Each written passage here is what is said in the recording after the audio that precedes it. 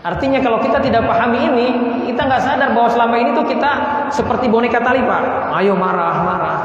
Jadi orang dengan jin belenggu, jin nasab yang kuat itu mudah sekali untuk negatif. Gitu. Kalau bapak seringkali misalkan marah sama istri, marah sama anak, nyesel, minta maaf. Tapi ntar 3 hari seminggu marah lagi, nyesel lagi.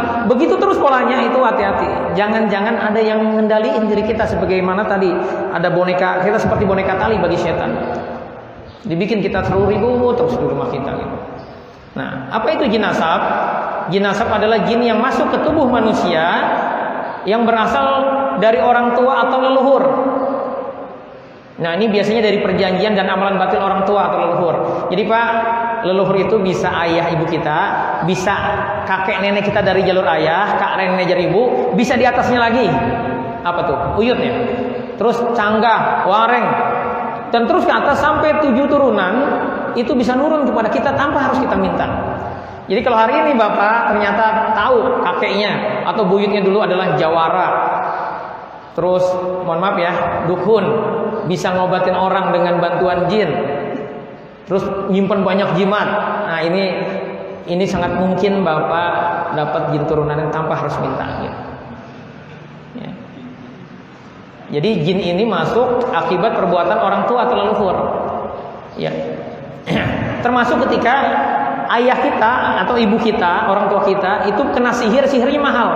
Yang tidak selesai akhirnya jin-jin sihir itu nurun kepada keturunan gitu.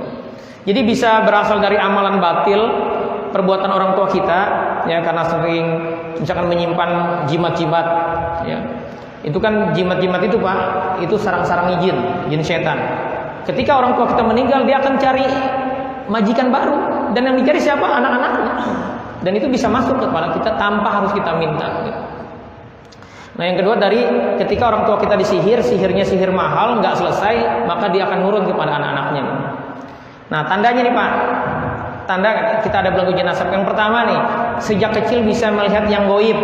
Jadi kalau kita punya anak bisa melihat mama itu ada setannya gitu. Nah, itu tanda tuh di mata dia ada jinnya. Terus bisa menerawang, ya. Terus merasa ada yang ngikutin, Pak. Sering ada bisikan. Ya. Yang ketiga emosional, ambekan. Jadi anak 3 tahun kalau nggak dikasih kemauan yang nggak diturutin, orang tuanya dicakar-cakar, dipukul-pukul. Nah, ini udah sebuah tanda, Pak. Ya. Egonya kuat, tidak mau ngalah. Terus indigo paham Pak ya? Ya, bisa melihat, bisa punya kelebihan gitu. Ini bukan kelebihan Pak, indigo ini kekurangan. Artinya anak kita itu ada belenggunya, ada jin yang numpang hidup. Anaknya masih kecil tetapi ngomongnya tua gitu. Itu bisa jadi karena ada jin tuanya. Ini banyak sekali kami menangani kasus ini. Terus istilahnya indigo itu punya indera ke-6. Terus dijapu tahu Pak? Kita hadir dalam sebuah pertemuan merasa kayaknya saya pernah ngalamin ini nih. Nah, orang-orang yang ada jin nasab itu akan bisa seperti itu, dijapu itu. Terus perempuan cenderungnya tomboy, maco, lelaki kemayu. Nah, ini tanda Pak. Jadi bisa jadi di anak-anak yang tomboy itu, kalau perempuan ya, ada jin laki-lakinya. Di anak-anak laki-laki yang dia kemayu ada jin perempuan. Jadi kasus LGBT, gay, lesbi itu Pak, karena mereka punya jin yang berlawanan dengan kelaminnya. Misalkan dia laki-laki, ada jin perempuan.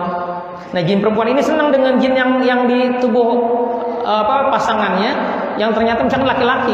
Udah akhirnya, padahal dia sesama laki-laki.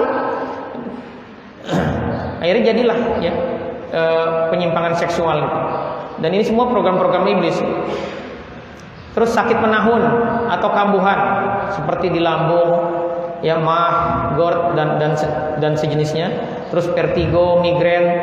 Jadi kalau sering kali kita sakit kepala Pak, udah diobatin nggak sembuh-sembuh, kambuhan lagi, nah itu patut dicurigai. Jangan-jangan ada yang numpang hidup ya, di tubuh kita. Terus sakit pinggang dan alergi kulit, punya alergi kulit nggak sembuh-sembuh, nah ini patut dicurigai. Terus dominan sekali dengan warna atau benda tertentu. Ada ibu-ibu ya, tasnya hijau, bajunya hijau, mobilnya hijau, kamarnya warnanya hijau, rumahnya dicat warna hijau. Jadi begitu diterapi, kamu si hijau, ya langsung bereaksi. Jadi selama ini yang mempengaruhi kecenderungan dia terhadap warna hijau itu adalah apa? jin di tubuh. Jadi, karena dalam praktek Pak ada namanya jin buto ijo. Dan sama Marvel itu film produsen film di Amerika, jin-jin nasab itu, jin-jin yang beredar itu dibikin jadi superhero. Buto ijo itu kalau di Marvel jadinya apa? The Hulk. Tahu The Hulk Pak? Ya, kalau marah berubah gitu. Ada gak orang yang kalem, giliran disinggung, langsung keluar tuh yang emosinya. Istrinya salah sedikit aja nggak bikinin kopi, marahnya luar biasa. Itu jangan-jangan kita ada jin buto hijau. Ya, kalau bahasa lainnya genderuwo. Yang ke-10 sulit jodoh. Jadi ciri iblis jenazah Pak, ya kalau kita punya 5 saudara kandung ya, itu bisa jadi salah satunya itu ada yang sulit jodoh. Sulit jodoh itu 30 tahun baru nikah atau 30 tahun baru nikah. Jadi ada jin yang senang sama dia gitu. Terus masalah di rahim. Nih ibu-ibu ya, haidnya sakit. Kalau haidnya sering sakit patut curiga. Jangan-jangan ada yang numpang hidup di rahim kita. Keputihan, miom atau kista. Jadi ketika diobatin sulit sembuh, ada lagi patut kita curigai. Terus tidak punya keturunan atau sering keguguran. Jadi Bapak Ibu sekalian, kehidupan kita itu paralel dengan kehidupan jin. Ketika orang tua kita ada jin nasabnya, dia berkongsi minta bantuan jin, maka dia akan paralel dengan. Nah, yang repot begini, kita nikah, ternyata jin nasab di tubuh kita dengan jin nasab di istri kita itu musuhan di leluhurnya. Karena jin itu yang di tubuh kita Pak, usianya bisa jadi udah ratusan tahun. Nah, ini mereka gak mau punya keturunan, maka akan dihalangi dia untuk punya anak. Jadi jin itu bisa ngeblok Pak. Termasuk kalau Bapak sakit udah minum obat nggak sembuh-sembuh, ya. Ada gak orang yang sakitnya sama, misalkan kanker stadium 2, dikasih obat. Ini pertanyaan ini ke dokter ya. Dikasih obat yang sama, yang satu 3 bulan sembuh, yang satu udah 2 tahun nggak sembuh-sembuh. Ada nggak dok? Banyak.